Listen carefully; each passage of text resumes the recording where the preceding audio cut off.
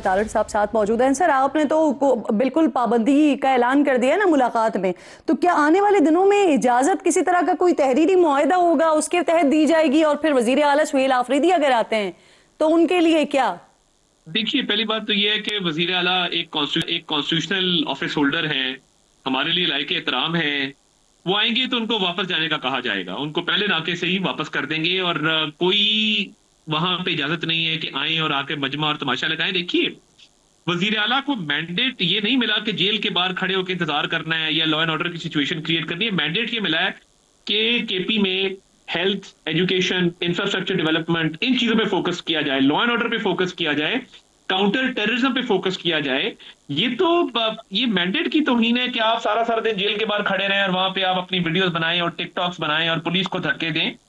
तो ये तो इनको वापस किया जाएगा और इनको रिक्वेस्ट की जाएगी कि वापस चले जाएं। देखिए, मुलाकात जो है, ये जो मुलाकात के मकासद है, ये तो गुड बिहेवियर से तय होगा ना। यानी ये अपने कॉन्डक्ट से ये प्रूव करेंगे कि हम इस काबिल हैं कि हमारी मुलाकात करवाई जाए, and they will fall in line. Because देखिए, पहले एक पूरा बयानिया किरनाज साहिबा बनाया गया कि ये सेहत खराब है, और इंटरनेशनल मीडिया आउटलेट्स, कितनी अफसोसनाक अच्छा, बात वजीर है। आला को तो वापस भेज दिया जाएगा, लेकिन बहनों का क्या? क्या उन्हें फिर गिरफ्तार किया जाएगा अगर वो आती हैं तो? देखिए, इसको रूल आउट नहीं किया जा सकता। मैं बिल्कुल ये नहीं कहूंगा कि जी ये खारिज से इम्कान नहीं है, और बिल्कुल डिटेन करके तो ये बिल्कुल ये ऑन द कार्ड्स है। हम्म।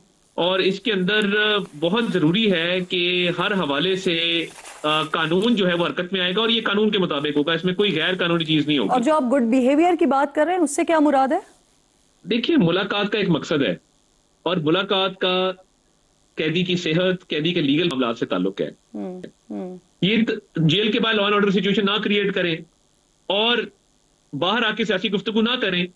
उज़्मा खान की मुलाकात सिर्फ इसलिए कराई गई कि वो सियासी गुफ्तगू नहीं करेंगी, हमें ये बिल्कुल हमें लगता था कि नहीं करेंगी, और वो आके कोई ऐसी सिचुएशन क्रिएट नहीं करेंगी, सोशल मीडिया पोस्ट नहीं करवाएंगी। वो सारे काम उन्होंने किए।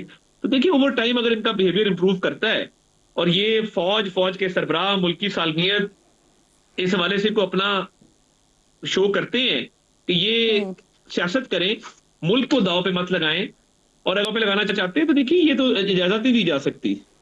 अच्छा हदर साहब, अब हुकूमत जो है वो दो मुतालबे कर रही है ना, एक तो माफी का मुतालबा कर रही है, दूसरा माइनस इमरान का मुतालबा कर रही है। तो फिर उसके बाद पाकिस्तान तहरीक इंसाफ को मुकम्मल सियासत की इजाजत होगी? क्योंकि माजी में MQM और अल्ताफ हुसैन की मिसाल देखिए, है मेरी हमारे तो सामने। अपनी बतौर पॉलिटिकल वर्ग ये सोच है, और ये सोच की वजह है, जब हम असेंबली में जाते हैं ना तो इनके बहुत सारे मेंबर्स हमारे पास आते हैं, वो हमें ये कहते हैं कि जी सियासत होनी चाहिए, हमारी कंपल्जन है, हमारा लीडर हमें मजबूर करता है कि ये स्टेट के खिलाफ और फौज के खिलाफ बात करो। हम्म। और देखिए, शेर अफजल मरवत साहब ने अपनी राहें जुदा की, मुबारक जेब ने की, उस्मान साहब ने की, औरंगजेब खिची साहब ने की, बहुत सारे लोग हैं वो छोड़ के आ गए हैं।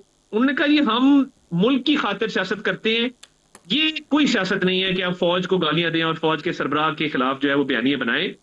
तो इनके बहुत सारे लोग असेंबली में जी। वो हमारे से बातचीत भी करना चाहते हैं, और वो चाहते हैं कि एक सियासत हो तो वो कंस्ट्रक्टिव क्रिटिसिज्म पे हो, और सियासत सियासत के तौर पे हो। तो हम्म। देखिए, ये बात बिल्कुल इसमें दम है कि अगर इनके लोग वो इस बयानिए को तर्क करके और कहे कि जी ये बानी के इस बयानी के साथ हम नहीं है और इस पॉलिसी से हम अग्री नहीं करते, जी। तो उनसे बिल्कुल बातचीत हो सकती है और उनको साथ लेकर चला जा सकता है, और वो अपना कंस्ट्रक्टिव रोल प्ले कर सकते हैं हम्म। मुल्क के अंदर एक पॉलिटिकल स्टेबिलिटी के लिए और एक स्टेक ओवरऑल इस्तेहकाम के लिए। हो सकती है या हो रही है? कोई देखिए, मुज़ाकरात, मुज़ाकरात जैसे वगैरह मैंने हो रहे पहले हैं? भी कहा कि मुज़ाकरात जो है वो हमने बहुत इनको मौका दिया, बहुत इनसे बातचीत की, कमेटियां बनी, इन्होंने हमेशा इसको साबोटाज किया। हम तो जब ऑपोजिशन में थे तब हमने मिसाक मईशत की बात की। जी। तो ये जो इनके रवैये हैं, माइनस इमरान खान, माइनस जो फौज और मुल्क की दिफा और सालमियत के खिलाफ बयानियां है, हम्म। उसको तर्क करके शर्मिंदा होकर उस पर माफी मांग के अगर बाकी लोग को बातचीत करना चाहते हैं, पार्लियामेंट के अंदर जरूर हो सकती है। जब तक उस पे ये माफी शर्मिंदगी का इजहार नहीं करते, उस बयानिया को तर्क नहीं करते, हम्म। इनसे कोई बातचीत नहीं। अच्छा हदर साहब, आपने आगाज में कहा कि आप DG की जो प्रेस कॉन्फ्रेंस है उसके वर्ड टू वर्ड आप इंडोर्स करते हैं। शेख मुजीब को उन्होंने नोन गद्दार कहा, आप इसे भी इंडोर्स करते हैं? और मियां साहब भी अपने मौकफ तब्दील करेंगे या देखिए, कर चुके हैं इस शेख पर? मुजीब के हवाले से हमें बिल्कुल क्लैरिटी है, और हमें कोई इसमें शक व शुबा है ही नहीं और इमरान खान साहब मिसालें देते रहे, उनके ट्विटर अकाउंट से शेख मुजीब किया जाता रहा। हम तो तब भी उसकी मजम्मत करते रहे। और देखिए, मियां साहब की सोच पूरी कौम के सामने है। मियां साहब ने कभी एक हद से वो आगे नहीं गए, कभी उन्होंने गालम गलोच के कल्चर को फरोग नहीं दिया। और मैं आपको एक एग्जांपल कोट करना चाहता हूं। आज से चंद महीने पहले जी। मैंने शाहिद खाकान अब्बासी साहब के खिलाफ एक बात की, तो मुझे मियां साहब की कॉल आई और उन्होंने मुझे कहा कि मेरा उनसे ताल्लुक रहा है, मेरा उनके वाले से ताल्लुक रहा है, आप उनके खिलाफ बात ना किया कर। देखिए, वो तो कभी, जब एक उनका एक मजामत की तरफ जा रही थी चीजें, तब भी वो इमरान खान साहब कह के पुकारते थे। उन्होंने कभी कोई गलत इल्जाम आयद नहीं किए, कभी वो जी। एक हद से आगे जाके उन्होंने जो है वो कॉन्फ्रंटेशनल मोड में नहीं गए। देखिए, ये तो शख्सियत का हिस्सा है कि वो हमेशा एक अच्छा, डिसेंसी ये के। आप दुरुस्त कह रहे हैं शाहिद खाकान अब्बासी साहब के हवाले से, क्योंकि वो भी यही कहते हैं कि मियां साहब से मेरा एहतराम का रिश्ता है आज भी। लेकिन मैं शेख मुजीब के हवाले से पूछ रही हूँ, जिसके लिए मियां साहब कह रहे हैं कि वो कह रहे थे, उनका ये पैगाम या उनका ये इंटरव्यू मौजूद है जिसमें वो कहते हैं कि शेख मुजीब जो है वो तो मैं गद्दार उनसे नहीं था, पूछ के उसे आपको बनाया बता गया सकता है। हूँ कि उनका इस पे क्या मौकफ है। और ये मैं आपसे सुन रहा हूँ, मुझे ये इंटरव्यू याद नहीं है, टू बी ऑनेस्ट। तो ये तो मैं उनसे पूछ के ही बता सकता हूँ। मगर देखिए, एक ओवरऑल शेख मुजीब के स्टैचू के साथ जो बांग्लादेश के अवाम ने किया और जो बांग्लादेश के नौजवानों ने सड़कों पे निकल के किया, जी। और ये उसको हीरो हीरो कह रहे थे जो पीटीआई वाले हैं। और देखिए, ये एक मुल्क की एक हिस्ट्री है और उसमें मुख्तलिफ बयानिए चलते रहे हैं। और पीटीआई ने पिछले 2 साल में मुजीब मुजीब उसको हीरो बनाकर पेश किया और बांग्लादेश की अपनी अवाम ने उसकी बेटी को भी वहां से निकाला और उसका स्टैचू भी वहां पे गिराया। तो देखिए, मैं तो जिस तरह मैंने कहा कि हम इसको इंडोर्स करते हैं। बाकी रही बात मियां साहब की, तो मैं बिल्कुल उनसे पूछ सकता हूं। और आपने मुझे किसी इंटरव्यू का हवाला दिया, उसकी भी तस्दीक की जा सकती है। आप बिल्कुल ठीक कह रही होंगी, मेरे नजर से नहीं गुजरा। बट हैविंग सेड दैट, मैंने जिस तरह कहा कि मेरा बिल्कुल वही मौकफ है जो डीजीआईएसपीआर ने कल कहा।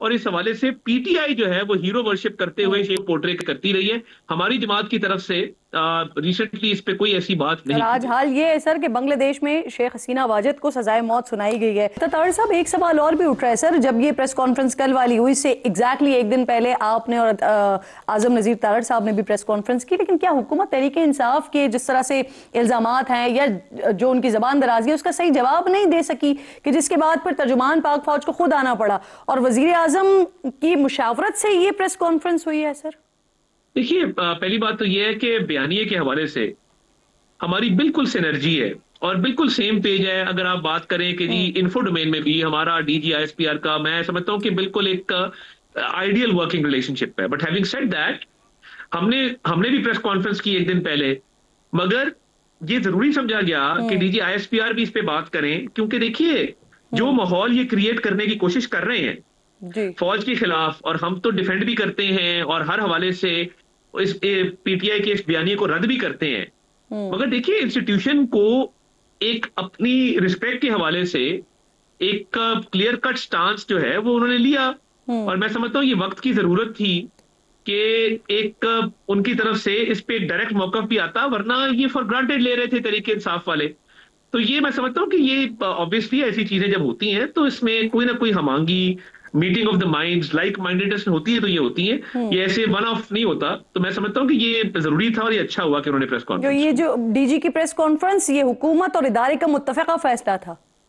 देखिए, मैं समझता हूँ कि ये इदारे ने ये फैसला किया और इदारे ने दुरुस्त फैसला किया और बर वक्त किया।